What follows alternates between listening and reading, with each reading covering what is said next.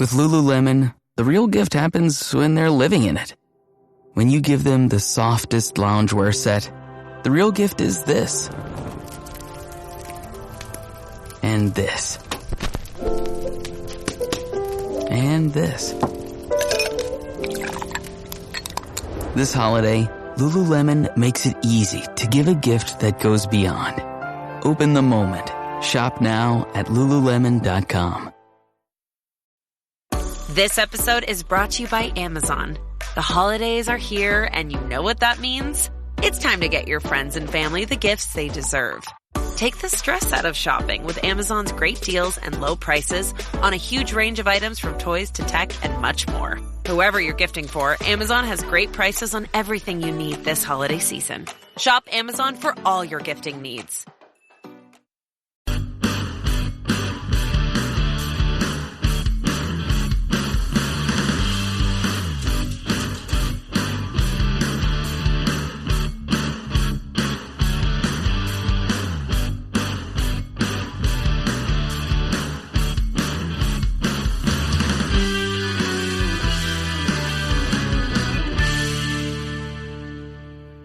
All right. Welcome back. It's Fit Nation.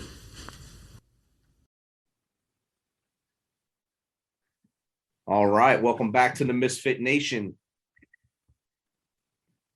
If you're feeling overwhelmed or floating towards the darkness, do not hesitate to phone a friend. If you're embarrassed that you're having a difficult time, call the Veteran Crisis Line at 1-800-273-8255 and take option 1. That's 1-800-273-8255, option 1. Again, we have told you many times over the last year, do not make a permanent solution to a temporary problem. If you've not had the chance, check out our first book, 13-Step Guide to Success. It is available in paperback and Kindle editions through Amazon. If you're new, thanks for joining us. And be sure to subscribe to our show on your favorite podcast apps. And of course, subscribe to our YouTube channel, _Misfit Nation. So you'll stay up to date on all of our episodes and as they're released, while also having the opportunity to getting to hear the stories of our amazing guests. Speaking of which, our next guest is the founder of the Toronto-based street food brand, Fidel Gastro's, which within 4 years went from an underground sandwich pop-up to an internationally recognized food brand. Now, almost a decade later, he has a still growing business of food experiences, restaurant consulting, and food content creation. He always strives to be different in an industry steeped in tradition. So without further ado, let's welcome to the Misfit Nation, Matt Basile. How are you, Matt? Good, buddy. How are you? Awesome. Great Monday here. Hopefully the weather's treating you right where you are. It was beautiful yesterday. I'm in Toronto, so it was like, and by beautiful, I mean it was 12 degrees Celsius. But today it's snowing again, so we're in that point of our seasonality where it can be really nice one day and then legit winter the next day. So you just take it with strides. You take what you're given each day and smile and wave. That's all you can do. Yeah, exactly. You know, like I said, it was beautiful yesterday. So it's like, it's funny because when the weather is so nice here, and we've had one of the worst winters probably in my lifetime. So there was just people out everywhere. And you know, I live in an area that has a lot of dogs, and dogs walking. Everyone's in a good mood, and today it's exact opposite. Everyone's gloomy today. Yesterday they were happy. Dogs don't want to be outside now. No, exactly. Awesome. So Matt, if you don't mind, just please let the audience know a little bit about yourself from as far back as you want to go to how you got into the food industry to where we are now. Well, yeah, I mean, there's a lot of ways to slice that. I'm an entrepreneur in the food business. I've been doing this for about 11 years now. I was pretty young when I started. So I was about 26 or 27 when I decided that I was going to start my own company. And really it came from two things. I wanted to be an entrepreneur, so I wanted to be self-employed. And I kind of given myself a timeline. Like by the time I was 30, I had said I wanted to be self-employed. And then the only thing I really knew how to do was cook. So, and then, I mean, obviously there's a little more to that. So prior to that, I was working in ad agencies. I was a copywriter. So I was working in an environment that was, highly creative, very, very focused on brainstorming and coming up with solutions in a creative way. But I don't know what it was. I had a very hard time connecting with my job every day. Like, and I actually just the other day articulated it a couple of weeks ago to my better half's cousin. I was saying that I wanted a job, or I wanted a role in my career where I didn't wake up as one person, go to work as a different person, and come back home and be another person. Like, I wanted there to be a constant integration of my character throughout my day. Like, I didn't want to have to change. I didn't want to have to, and it was less so when I was working in ad agencies, and more so when I was like 26. I was working client side now, which wasn't as creative. I was wearing dress pants every day, and I'm like, I'm not used to wearing dress pants. There's little things like that. Like, I remember just taking the elevator up to the 32nd floor, and I'm like, oh my God, like, this isn't really, and nothing against the people or the place. It just wasn't like for me. So every night I would go home, and I was starting to brainstorm what my little project would be. And that was this food company called Fidel Gastro. So that's where it all kind of started. Originally, the idea was to start it as a brick and mortar sandwich shop, right? It was, and I used the Cuban sandwich because pulled pork was popular at the time, but the Cuban sandwich was kind of a new take on that. So I put together an entire business plan on this idea, surrounded by Cuban sandwiches and Cuban styled sandwiches. The flat top press, the low and slow cooked meats, and done in a variety of different flavors and different proteins. And then, I'd spent a year kind of developing the business plan. So everything from the branding for it and the recipes for it, my sales platform and my strategies there. And I even had, real estate picked out, and it was thorough. It was a full business plan. I was very proud of it. It was about 45 pages long. And I remember I got myself a meeting at the bank. I'm very excited about that. I was in there maybe 5 minutes, and I got rejected. Because I had no experience. Right. I had zero experience other than working butcher shops as a kid growing up, or the breakfast shift in university. I had no restaurant experience at all. And I also had no equity or money. So it was pretty easy. Like, when you're in a financial institution where you're just making decisions based on yes or no, and categorically, it's like, well, I didn't check any of the boxes for them. So it was like it was a no. And that was a huge eye opener for me, because I was like, in advertising, specifically on the creative side, sometimes you're used to having a really good idea that never sees the light of day, and for whatever reason. And this kind of felt like that, But then 2 weeks later, I had already put the idea aside. I figured this was kind of, not going to be on my my future. And I was at a party, in the beaches area of Toronto, which is a very cool part of the city. It's right by the water. All the houses have been built perfectly for home entertaining, so for having parties at them. So I'm at this house, and it was hosted by a few friends of mine in the music industry here. So they had a DJ booth at the party, and they had a bar at the party, and they had people doing, like rap battles and break dancing. Like, it was quite a lively little get together. And then they were going to order food. And then instead of doing that, they were like, hey, Matt, what if we just pay you to make some food for us if you want? And you can go through our fridge and do whatever you want. And I was like, yeah, let's do it. I'm down. This is what I do. And next thing you know, like, a couple people were watching me do it. And then, 5 people were watching me cook, and then 10 people were watching me cook. And next thing you know, the energy that we brought to the kitchen became an extension of the party. And that's when I thought that was probably where the business could take me, with very little capital. And it was purely based on an idea and a hunch. Little did I know that I could, where we would go from there. And I was very much fortunate that I was able to take that evening, use that, apply that to the existing business plan I had. I reconfigured it to be more of an experientially based food concept. So not dependent on a sign or a door, but more on a vibe and an energy. And that's exactly what I did.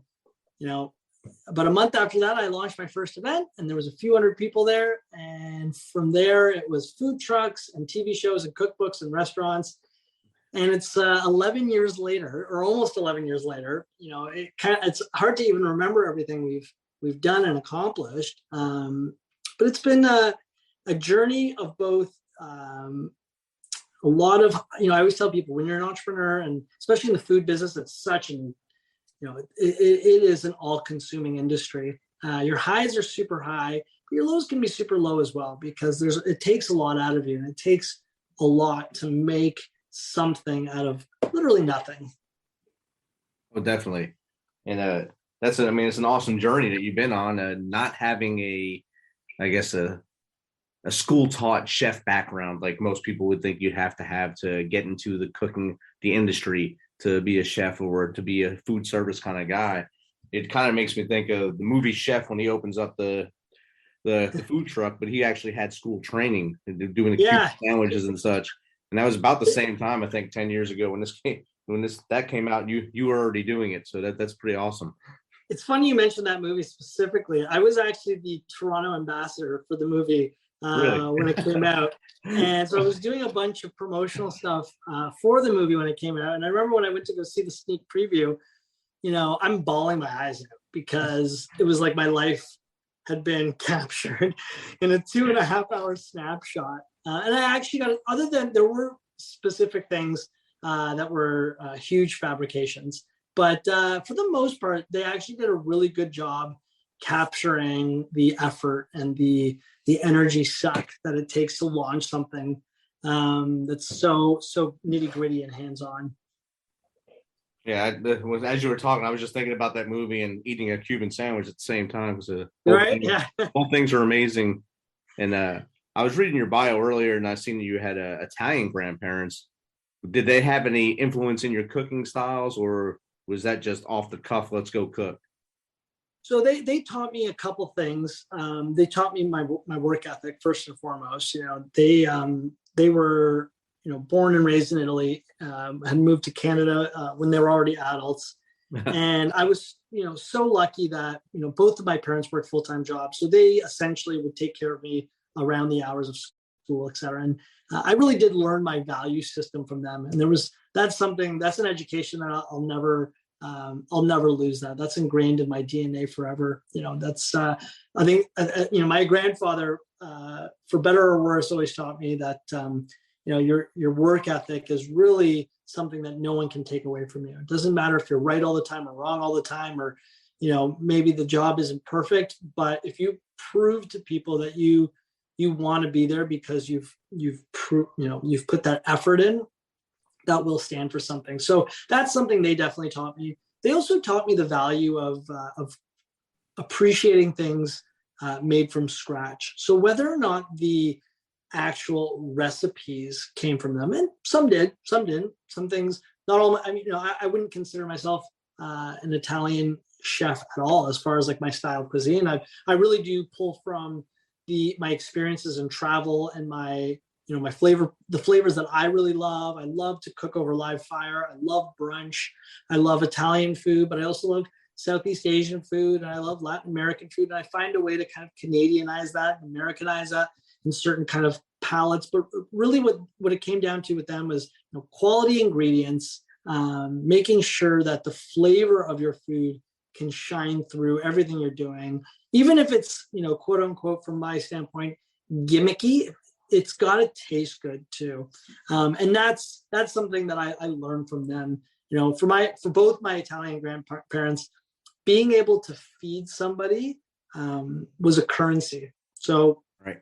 You weren't really necessarily measured by, sure, success is having money in the bank, of course, but it was also your ability to provide for your family in a variety of ways, right? And I think anyone that came, post-war era, like that was a huge deal, right? Like being able to put food on the table for your family every single day.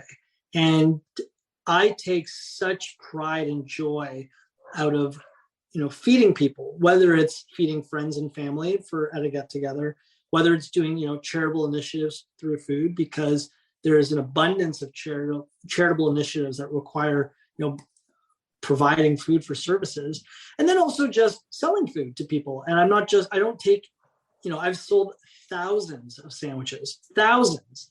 And I still have a great connection with a lot of people that have purchased a sandwich off me. It's never lost on me. If someone has taken the time, like the two biggest meals I've always kind of wrapped my head around was, and this was specifically when I had my restaurant here in downtown Toronto, but I always remembered doing New Year's Eve and New Year's Day. So we would do a big New Year's Eve dinner party with like a DJ and stuff. And then I would always do a big New Year's Day brunch the next day. And there was always such a big thing for me that, wow, you chose me to be your last meal of the year.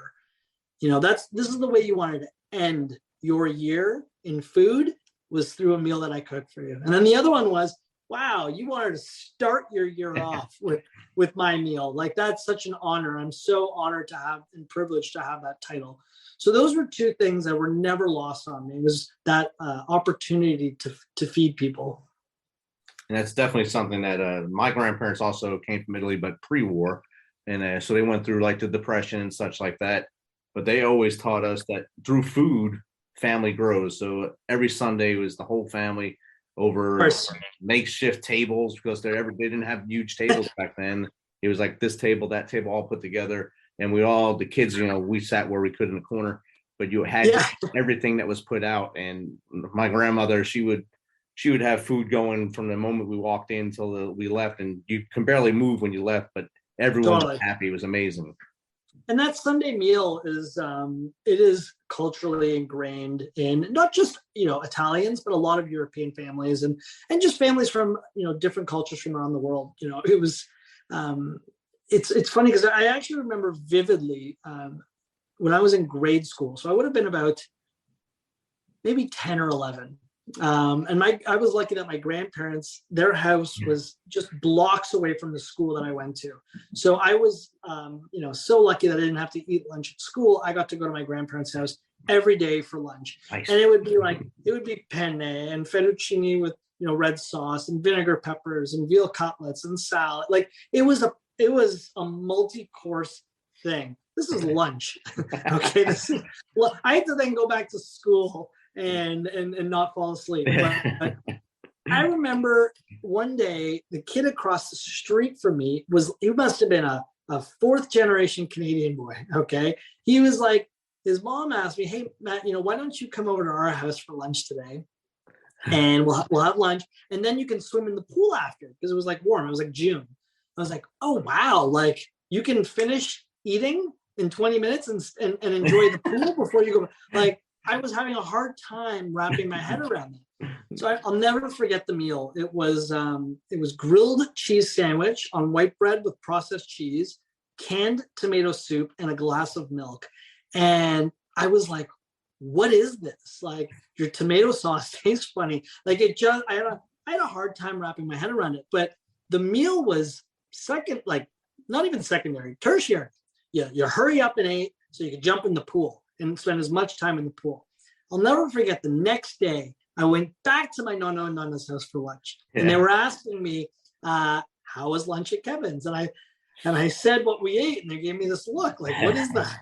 and then I'll never forget, I was saying, I go, no, they have a swimming pool there.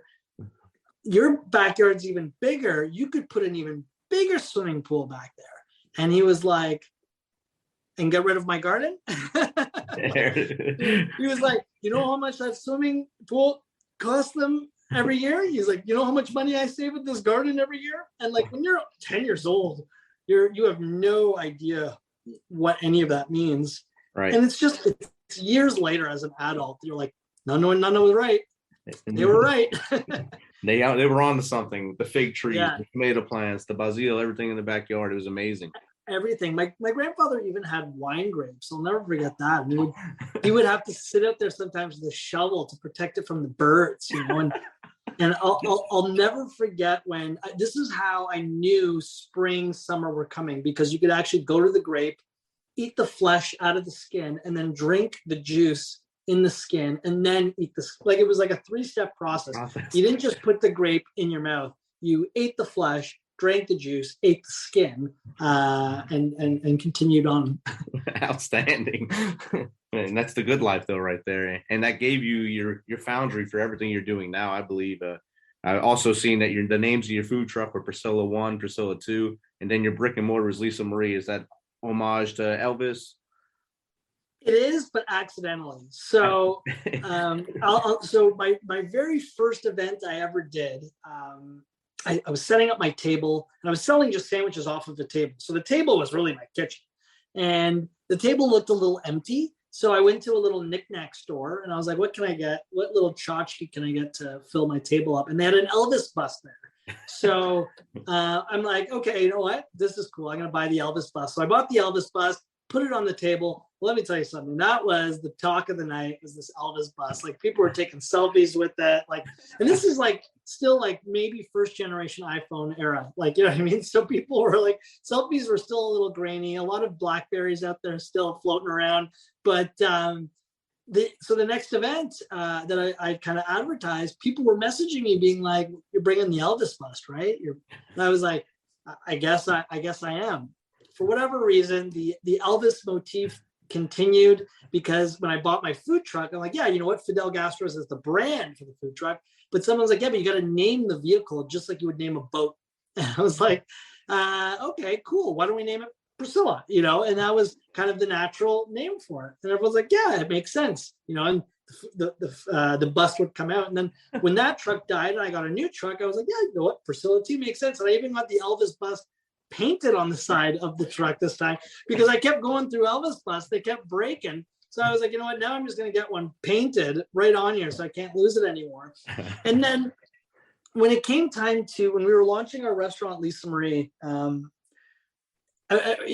we were in such a, you know, when they say like, you don't know what you don't know. Well, I didn't know how to open up a restaurant until I was in the middle of opening up a restaurant. And like, really, when we were searching for one, it was also like I had a TV show following me around simultaneously, and really all I was looking for was a central kitchen to prep and get ready for all my food truck events and business. Like, I wasn't looking for a kitchen. And a restaurant. A friend of mine was like, "Hey, I got the perfect kitchen right downtown." He's like, "There's one catch." I go, "What's the catch?" He goes, "There's a restaurant attached to it." So I was like, okay, well, that's cool. Like, maybe the kitchen was big enough to kind of facilitate two aspects of the business. I could do, you know, food truck and catering prep, and also facilitate the restaurant, because it was a huge kitchen. It was too big actually for just servicing the restaurant. So I'd come up with this like little this concept that was more like, you know, trendy bar food that had like international flavors. And I was like, but you know what? I can't name it Fidel Gastro's, because, to be honest, it's not the same brand. It's a different vibe altogether. And I was like, well, you know, it's kind of a product of the two worlds I'm in. Why not just name it Lisa Marie? And I just kind of said the name out loud, and everyone was like, beauty, that's the name. And coincidentally, that same year, there was a huge uptick in very feminine named restaurants. So restaurants named after women. And I was like, it was never planned. I was like, you know what? And then over the years, we'd actually put the word bar in front of it. So it was Bar Lisa Marie. But yeah, it's just wild how things happen. That's a great coincidence, and awesome how that happened, just by buying the bus to add flavor to a party, and then bam, that becomes the nuance for everything as you move forward. It was the little details, you know, that was always a throwback to my days in advertising, telling a story, and having a narrative kind of, you know, personified through either food or characters or icons within the space.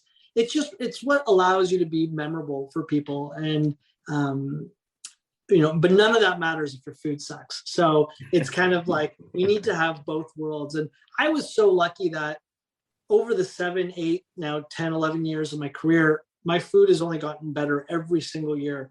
So the popularity of our brand has allowed me the moments to improve my quality of food for people. And now I feel like, at 37, at 37, this is the best my food has ever been, the most sound the brand has ever been. And the way we approach projects just makes a lot of sense. And it's allowed me to now evolve my skill set in very different ways, because my biggest fear was, the food industry, specifically like the restaurant and hospitality industry, it can be very much, a creature of habit space.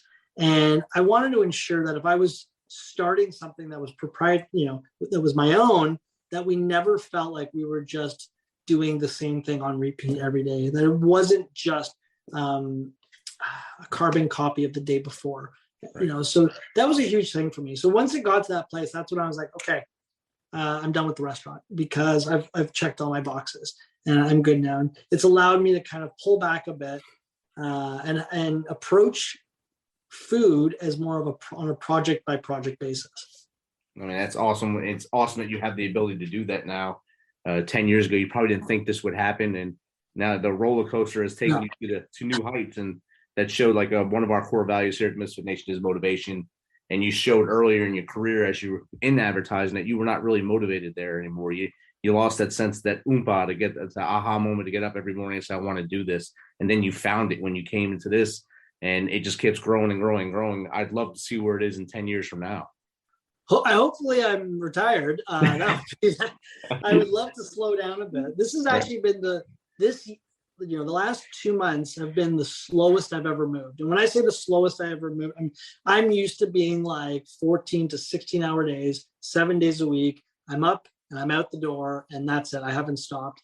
So I really wanted to, I've been using the terminology of being dialed in more. I wanted to use this year, because the last couple of years have been very awkward, obviously, in our industry. So I wanted to use this time to dial in more and be more present and focus on moments, versus being the guy known for doing 14 different things at one time. And to your point, I am very lucky that I have that opportunity to take a step back and approach my career in a different way now. And not everyone in my industry has that same opportunity. So it's never lost on me, even for a moment, that this is kind of my job now. Definitely. And you're definitely right. The last 2 years, you either made or broke a lot of people in the food service industry. A lot of the brick and mortar places could not survive because they couldn't have people on those tables. Butts and seats really is what gets those things going. And I think you lose about $10,000 a month if you don't have those seats filled per seat. And that really kills the industry, as well as the employees you have working there. So I think you able to slow down a little bit and reach back and still be productive during these 2 years was actually really motivational to others that are watching you from afar. Well, that means a lot to me. And by no means am I any sort of, second coming. I was very lucky. I'm a very lucky individual. I saw where the industry was kind of going pre-COVID. I saw, and I can only speak from from where I am in the city of Toronto, right? Like, and I'm not exactly sure where you are geographically, but like the city of Toronto is a very expensive city. It's it's right up there with the Miamis and the New Yorks and the Chicagos, as far, not just for restaurants, but just overall cost of living, cost of operating a small business. So for me, given the kind of food that I'll never forget, the moment I knew I was ready to start changing times, it was that my tiny little restaurant had now doubled in rent, and I was selling 4-piece fried chicken for $28 and a beer for $9. You know what I mean? And I was like, and Canadian food costs are astronomically higher than American food costs. I was just down in Florida at Costco, and I was like, woo, filling up that cart. Because even with the dollar exchange, it was still, drastically cheaper. So I was like, I couldn't believe it. I was like, Florida, filling up the cart at Costco. So I remember in that moment, that's when I was like, I think I need to have a bit of a shift in how I'm doing business. When COVID hit, I tried to scale back. I mean, I had to scale back because everything scaled back. But when COVID hit, I really became like a one-person operation again. I kept one employee on full time. She helped me organize my thoughts and my process. So she handled all the admin. I handled all the food, and like it was like going, not door-to-door sales, but like if there was a way to sell food, I figured out a way to do it. I would make a bunch of food and sell it, sliced smoked meats, vacuum packed in markets. And then I was selling rib dinners that you could come pick up. And then on Sundays, I was doing meatballs with polenta you could come pick up. I was delivering them myself, so I really did. And then as the seasons changed, things obviously opened up again. So I opened up a couple little, QSRs, but I was working nonstop. Like, for me to say it was the hardest 2 years, and by hardest, I mean like the most hours I put into my craft in the last 2 years than I had in the previous 10 years. It says a lot, because I had been working a lot those 10 years too. So now, 2 years later, I was able to, like I said earlier, pull back a bit. And I think it just made sense. Like, I want to start a family. I'd love to be able to spend, more time with friends and family myself. And I also I think that at my peak, I had 40 employees, and that's a lot of personalities to take care of, you know, and you combine it with, take COVID, for example, where, you're stressed out, but then you're wearing all your employees' stresses too, because everyone's stressed simultaneously. And that I wore that quite heavily, because I care for the most part about, if you work for me, you're part of my family, and I cared about everyone's lives. So that was super draining as well. And yeah, it was a lot, but 40 employees is the most I've ever had. And They also don't tell you when you're becoming an entrepreneur, like, you can have a great idea and a great product. There's no way to just learn how to manage people. That's something you learn over time. So depending on when you worked for me in that 11-year kind of cycle, I was either the worst boss you ever had or the best boss. One or the two, but that's somewhere just in the how spectrum. it works. Somewhere definitely in the spectrum there. Yeah, I had no idea how to be a boss, which is very different than owning a company. I did not know how to manage people. Again, very different than being an entrepreneur. And learning how to deal with human capital is a lot harder than learning how to deal with monetary capital. And like you said, personalities, 40 people, you can have 40 distinctly different personalities, wants and needs during the day. So with all the lessons you have learned through your journey in the last 10 years, what's a couple of things of advice you would give a young entrepreneur or a new entrepreneur getting into the business?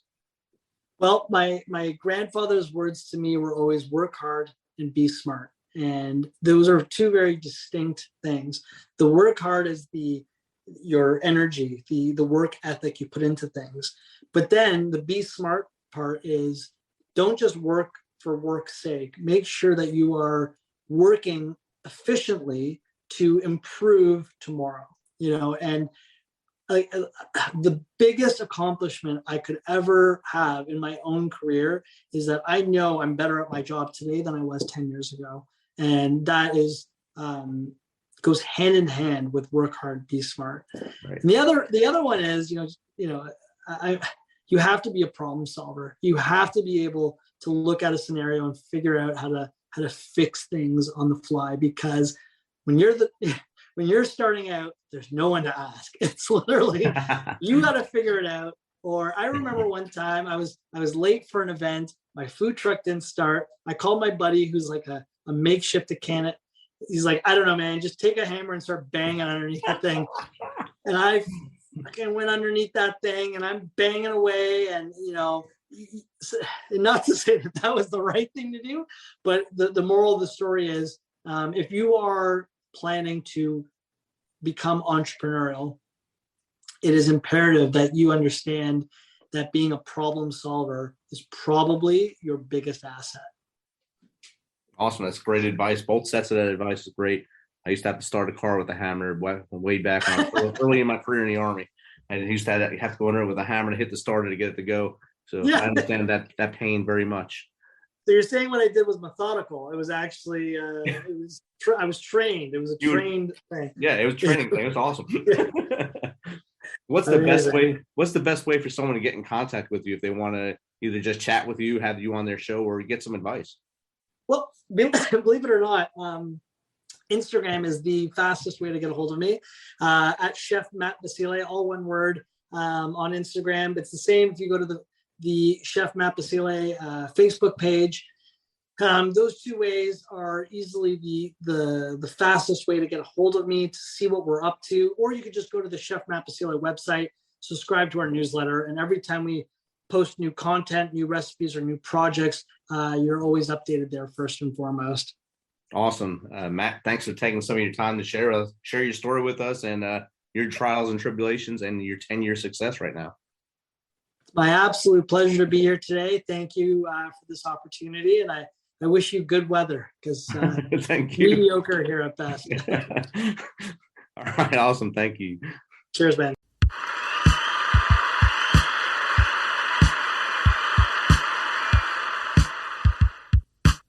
You know how we do this. Thanks for taking some of your time to spend with us on Fit Nation. Be sure to hit that subscribe button and share the link as much as possible. If you want to, please become a supporter to help us carry this thing on. We appreciate you. If you know someone that brings that energy, has a great story, is an up-and-comer in the industry of music, in the arts, have them reach out to us on themisfitnation.com. We will get back to them within one day and get them on here so they can share their story with the world. As always, till next time, be humble, stay hungry, and keep hustling, because we are Fit Nation.